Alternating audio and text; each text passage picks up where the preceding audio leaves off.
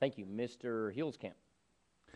Thank you, Mr. Chairman. A couple of questions, I guess. First for Mr. Foster, I had a follow-up question from last year. We discussed a little bit, I'm sure you don't recall, but number of providers that would likely disappear in the next few years because of the President's health care system.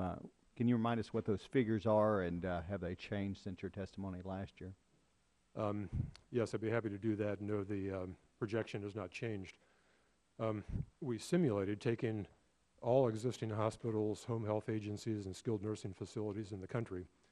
We simulated what would happen to their total facility margin. That's basically their profit margin for the entire organization, not just off their Medicare revenues. We simulated what would happen as a consequence of the slower payment updates for Medicare under the Affordable Care Act. And what we found was that by 2019, another 15% of all of these facilities would end up with total facility margins below zero, other things being equal, solely as a result of the slower payment updates. We extended the projection, and by 2050, the answer was 40% would go to a negative margin. Now, they can do some other things. They can try to clean up inefficiencies. They can try to be more productive.